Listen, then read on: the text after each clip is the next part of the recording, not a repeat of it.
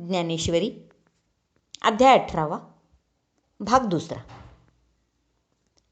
कोणतेही कर्म न करणे म्हणजे संन्यास, आणि कर्म करूनही कर्मफलाची आशा अपेक्षा हे न ठेवणे म्हणजे त्याग, अशी भगवंतांनी संन्यास आणि त्याग याची व्याख्या केली. आता कोणती कर्मे करावी व कोणती न करावी किंवा करू नयेत याबद्दल ते सविस्तर सांगणार आहेत. ते म्हणाले, आता नेमके कोणते कर्म करावे अथवा टाकावे आणि कोणत्या कर्माचे फळ टाकावे ते सांगतो. ज्याप्रमाणे बी न पेरताच गवत पुष्कळ उगवते, काही न करता सुद्धा तण किंवा गवत पुष्कळ उगवते, पण जमीन भाजून मशागत केल्याशिवाय भाताचे पीक मात्र येत नाही, किंवा नदी आपोआप तयार होते, पण विहिरी मात्र मुद्दाम खोदाव्या लागतात. त्याप्रमाणे नित्य नैमित्तिक कर्मे आपोआपच त्या त्यावेळी होत असतात, आन्निक ज्याला आपण म्हणतो. परंतु काम्यकर्म मात्र फलाची इच्छा प्रयत्न याशिवाय होत नाही. मुळात काम्यकर्म याचा अर्थच तो आहे की काहीतरी इच्छा कामना ठेवून केलेले कर्म ते काम्यकर्म. त्यामुळे काम्यकर्म मात्र फलाची इच्छा किंवा प्रयत्न याशिवाय होत नाही. अश्वमेध किंवा इतर जे काही यज्ञ करतात ते काम्यकर्माचा भाग असून त्याला इष्टापूर्त असेही म्हणतात. म्हणजे इष्ट गोष्टीची, इच्छिलेल्या गोष्टीची पूर्तता करून देणारे ते कर्म, ते इष्टापूर्त. पंचांगामध्ये सुद्धा असतं पहा, इष्टी. इष्टी म्हणजे यज्ञ. विहिरी तळी खोदणे, उद्याने उपवने निर्माण करणे, शहरे वसवणे, अशा प्रकारची ती कर्मे होत इष्टापूर्त. ही इष्टापूर्त कर्मे घडण्यासाठी कामना इच्छा हेच मूळ कारण असते. ही कर्मे जीवाला कर्मफल भोगावयास लावतातच.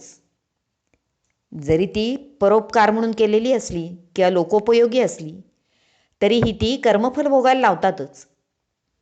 एकदा देह धारण केला की मृत्यूचा सोहळा भोगावाच लागतो, किंवा विधात्याने एकदा ललाट लेख लिहिला की तो तसाच भोगावा लागतो. त्याप्रमाणे काम्य म्हणजे इच्छा ठेवून कर्म करणे, असे काम्य कर्म घडले की फळ भोगणे हे चुकत नाही. माऊली म्हणतात, केले काम्य कर्म तैसे फळ भोगावया धरणे बैसे, न फेडिता ऋण जैसे ओसंडीना. म्हणजे सावकार जसा कर्ज न फेडता कर्जदाराची सुटका करत नाही, ते फेडून घेतल्याशिवाय तो त्याला सोडत नाही. न फेडिता ऋण जैसे ओसंडीना, सोडत नाही. त्याप्रमाणे केलेले काम्य कर्म फल ते फल भोगण्याकरता जीवापुढे धरणे घेऊन बसते. केले काम्य कर्म तैसे फळ भोगावया धरणे बैसे. त्यामुळे कुठलेही केलेले काम्य कर्म ते फळ भोगण्यासाठी त्या जीवापुढे धरणे घेऊन बसतेच. याप्रमाणे फल भोगणे प्राप्तच होते.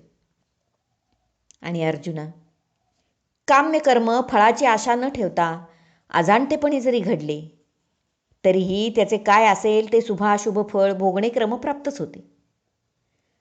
जसे युद्धभूमीवर गेलेल्या मनुष्याला युद्ध न करता सुद्धा शत्रूचे बाण येऊन लागतातच, त्याप्रमाणे काम्य कर्माचे फळ अथवा भोग भोगावेच लागतात. आपण पाहतो युद्धभूमीवर ज्या वेळेला पत्रकार एखादं रिपोर्टिंग करायला गेलेले असतात त्यावेळेला त्यांनाही त्या युद्धभूमीवरती मृत्यू येऊ शकतो. तर त्याप्रमाणे युद्धभूमीवर गेलेल्या मनुष्याला सुद्धा युद्ध न करता सुद्धा शत्रूचे बाण येऊन लागतातच. त्याप्रमाणे काम्य कर्माचे फळ अथवा भोग भोगावेच लागतात, बरे असोत अगर वाईट. म्हणून मुमुक्षु साधकाने काम्य कर्माच्या वाटेलाच जाऊ नये हे उत्तम. आणि अशा काम्य कर्माच्या त्यागालाच द्रष्टे महात्मे लोक संन्यास असे म्हणतात. आता हे काम्य कर्म टाकणे म्हणजे तरी काय? काहीतरी कामना इच्छा हेतू मनात धरून केले जाते ते काम्यकर्म. मग इच्छेलाच समूळ उपटून टाकणे म्हणजे काम्यकर्म टाकणे होय. जसा धनाचाच त्याग केला की चोरीचे भयच निघून जाते, तसा इच्छेचा समूळ त्याग करावा म्हणजे हातून काम्यकर्म घडणारच नाही. आता नित्य आणि नैमित्तिक कर्मे कोणती ते जाणून घेऊ. चंद्र सूर्य ग्रहणाच्या पर्व काळात अथवा श्राद्धपक्षानिमित्त किंवा घरी पाहुणे आले म्हणून, अतिथी आला म्हणून. त्यांच्यासाठी भोजनाची, निवासाची इत्यादी जी कार्ये करावी लागतात ती नैमित्तिक कार्ये होत. जी काहीतरी निमित्ताने प्राप्त झालेली कर्मे असतात त्यांना नैमित्तिक म्हणावे. तशी ती नित्यकर्मेच, पण जेव्हा विशेष निमित्ताला प्राप्त होतात ती नैमित्तिक. म्हणजे भोजन तर रोजच करावे लागते, पण श्राद्ध पक्ष अथवा पर्व काळात त्याच भोजनाला एक वेगळे कारण मिळते म्हणून ते नैमित्तिक होय. आणि जे कर्म प्रतिदिवशी वर्णाश्रम धर्मानुसार शास्त्राने सांगितलेले असते, तसेच जे अवश्य करावे अशी शास्त्राज्ञा असते, ते कर्म म्हणजे नित्यकर्म होय. उदाहरणार्थ, मुंज झालेल्या मुलाने संध्या करणे हे नित्यकर्म झाले. विप्रवर्णासाठी त्रिकाळ स्नान संध्या करणे हे शास्त्राने नित्यकर्म म्हणून सांगितले. चंदनाला जसा जात्यास सुगंध प्राप्त असतो, तशी प्रत्येक वर्णासाठी स्वभावतःच जी कर्मे प्रतिदिन करावी असे शास्त्र म्हणते, त्या कर्मांना नित्यकर्म असे म्हणावे.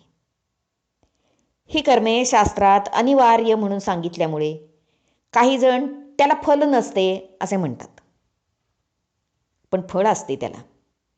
जीव जगवण्यासाठी भोजनसुद्धा अनिवार्यच असते, परंतु भोजनाने तृप्ती मिळणे, पुष्टी होणे, वाढ होणे अशी फळे मिळतातच की. त्याप्रमाणे या नित्य नैमित्तिक कर्मांना देखील फळ आहे असे जाणावे. असे जरी आहे तरी नित्य नैमित्तिक कर्मे न आचरल्यास पाप लागते आणि ती केल्याने पापाचा दोष नाहीसा होतो. करणाऱ्याचा अधिकार वाढतो आणि त्याला सद्गती मिळते. नित्य नैमित्तिक कर्माला असे फळ मिळत असले तरीही ते फळ मूळ नक्षत्राप्रमाणे त्याज्यच होय. म्हणून ही कर्मे आचरावी अवश्य, मात्र फळाचा त्याग करावा. आता अशा नित्य नैमित्तिक कर्मापासून कोणते फळ मिळते, तर पाप जळून जाऊन अधिकार प्राप्त होतो आणि सद्गती मिळते. आता या फळाचा त्याग करायचा म्हणजे नेमके काय करायचे, तर कुठलाही हेतू न ठेवताच नित्य नियमाने मनापासून ती कर्मे करायचीच. आपण हे कशासाठी करतो हा विचारही मनात येऊ न देता यदृच्छया ती कर्मे हातून घडू द्यायची. त्याला त्याग किंवा फलत्याग नित्यकर्माचा सुद्धा असे म्हणावे. अशा कर्मफलत्यागाला ज्ञाते लोक त्याग असे म्हणतात. त्याग आणि संन्यास यातला फरक सांगतायत भगवंत. त्याप्रमाणे त्याग आणि संन्यास यातला फरक तुला सांगितला. आता यदविषयी आणखीन काही विवेचन भगवंत करणार आहेत, ते पाहूया पुढच्या भागात. हरिओम तत्सत. भाग दुसरा समाप्त.